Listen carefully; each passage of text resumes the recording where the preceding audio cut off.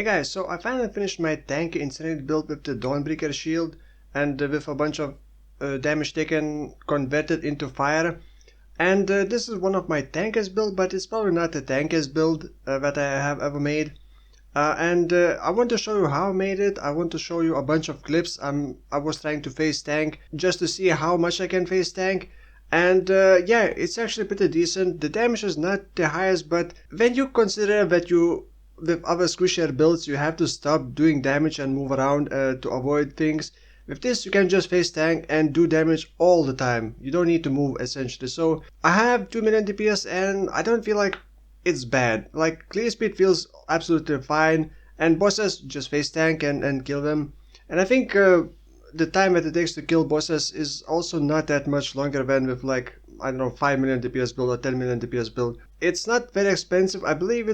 I estimated to be around 10-15 exalts, not counting the 6 linking body armor. Maybe even actually less. It could be like 5 exalts if you don't buy awakened gems and get a bit weaker items in some cases. The struggle was getting enough damage with this build. Like I said, 2 million DPS is not that great, but it's basically unconditional. You have that damage pretty much all the time. There aren't like... Okay, there's like one condition, which is applying combustion on enemies, and that's it. All the other shenanigans are kind of automated and consistent. So the damage is very consistent, and it feels very smooth and very nice.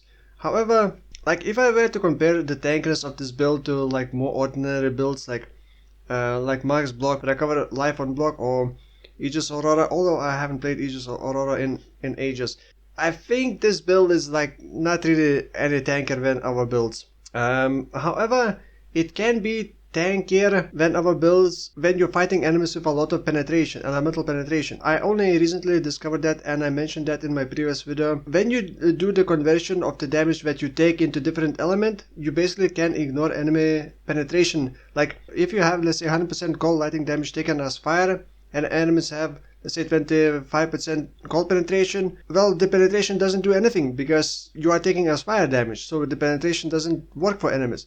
So in that sense you can be tankier in some cases. Very often I would forget to activate Righteous Fire. I can sustain Righteous Fire just fine, but I would just forget to activate it. And I was playing on a controller all the time, that's why the UI looks like that. Okay, so most of the things I can basically face tank everything. One of the weird things I could not face tank was Veritania. In that map, Veritania had 79% increased AoE, which is very scary because she can shotgun even easier, and power charges. And I could not face tank her at all. Like, I'm not quite sure why, but she was doing insane amount of damage. And all she had was increased AoE and power charges. So basically she was critting, I guess. For example, Minotaur was piece of cake, could face tank everything, and the Minotaur had physical as extra fire, it also had extra life, so it took longer to kill, extra fire damage, increased damage for bosses, and increased attack speed for bosses. And it was like nothing. For Shaper Guardians, pretty much face tanked them, but I forgot to activate Righteous Fire, so they took longer to kill. For Elder Guardians, also not a problem. What was the problem was for Conqueror's fight, Maven, obviously, Maven, I'm not used to Maven fight. I don't even know mechanics anymore.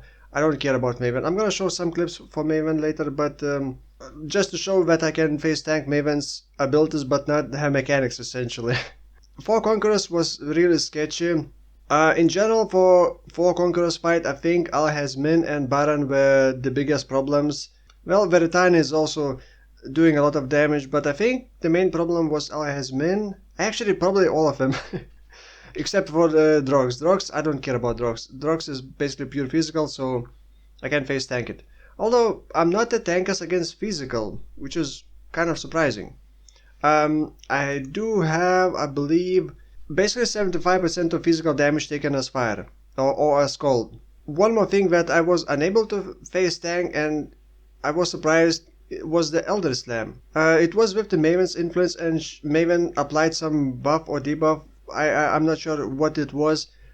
I thought I could face tank it, but turns out I couldn't face tank Elder Slam for some reason.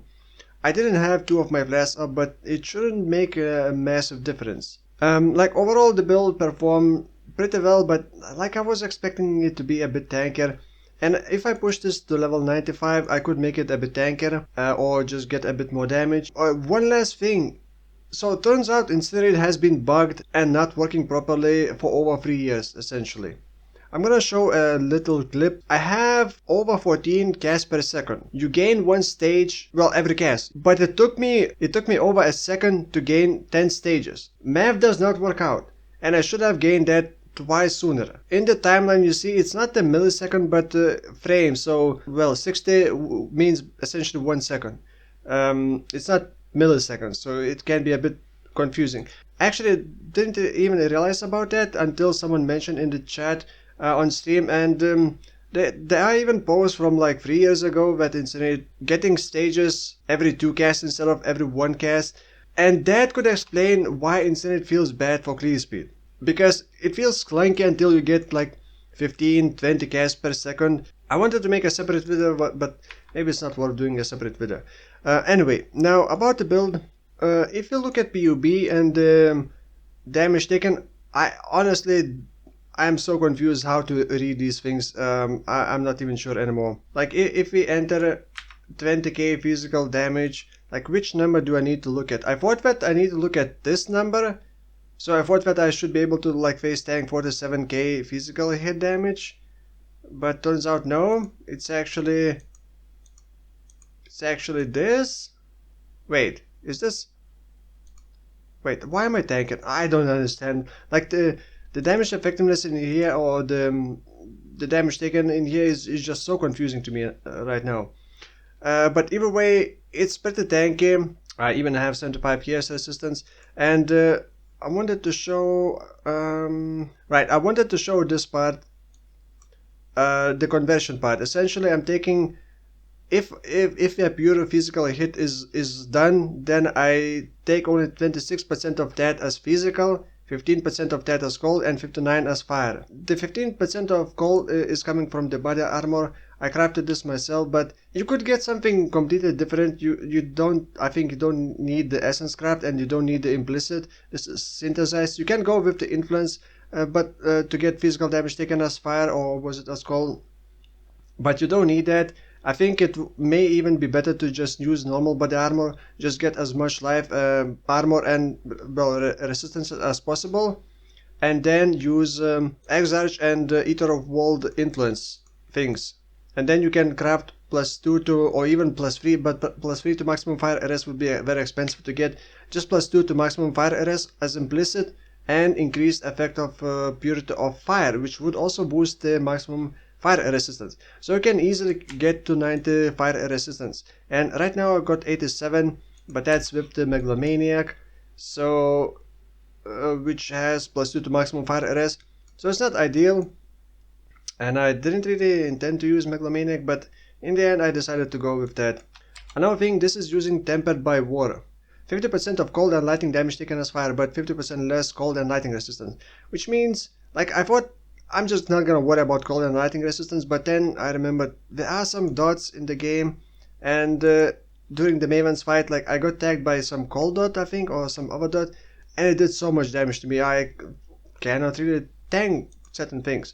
I'm not immune to bleed. I do have a flask to remove bleed, but bleed can do a lot of damage. I do convert 20% of the, let's say, bleed damage into fire. So there are more ways you can get physical damage taken as fire, for example, but most of them are going to be from hits only, and you still need to worry about dots. So the shield is, like I mentioned in my previous video, is an exception, because it's not just from hits. You do convert cold, lightning and physical damage into fire, even if it is a dot. So the shield overall is pretty nice, and you could even go for the corrupted one with the maximum fire arrest, or like physical damage taken as fire, but you do need other good rolls, so, and there aren't that many on the market. I couldn't even find any good corrupted shield. You may have to corrupt your own, and it's not really worth it, I think. Like, what's the point of converting 100% of physical damage into fire? Then your armor basically becomes pointless, and why not just have a bit more armor? You can get physical damage taken as fire on the helmet. So there are many ways. By the way, am using the talisman for lightning damage taken from hits taken as fire. This is just to get 100% of lightning damage taken as fire combined with the tempered by war, but I don't even know if it's worth doing that. Like originally I thought I'm not gonna be getting lightning resistance and just converting into fire, but there are some lightning dust as well. I still needed to cap my lightning and cold resistances. If you want tanky build for around 10 exalts, this could work, I guess. And by the way, you don't need that like Torrent's Reclamation, it just gives a lot of gas speed essentially. You can get a lot more tankiness by using Nature's Affinity, which when you're standing still it puts vines on you. You do get a lot of tankiness and you do get a lot of chance to deal double damage. I think it stacks to 10 vines. So you would be taking 10% less damage and 20% double damage. So that's great, but it felt so bad map clearing. Like every time you stop and start channeling, you get vines and then you want to like take 2 steps and you're so slow until you use flame dash. So for that reason I just dropped that. For the Pantheons, by the way, I'm using Soul of Lunaris, more mitigation essentially, and Soul of Tukohama, basically a bit more mitigation and regeneration. For the flasks are also kind of important. I pretty much automated the flask because playing with the controller I did not want to click any flask at all. So I am using Ruby Flask, is pretty important. It does give quite a lot of mitigation because you're taking so much damage into fire. So mitigating that fire damage is amazing. And if you can craft a flask like that, which basically automates itself and then gives you regen while the flask is active, that's pretty amazing. And then the Sulfur drops Consecrated Ground, which does give you regen and 50% reduced curse effect on you. By the way, in the end I decided to go with the life tap. It was too annoying to try to sustain my mana without the life tap. I wanted to use inspiration, but in the end decided to go with the life tap. When you import this build into Path of Building, I'm gonna leave some notes. I'm gonna write them down and organize a bit more so it would be easier to understand if you want to analyze this build. But yeah, that's gonna be it for now. Thank you for watching and I'll see you in the next one. Bye bye.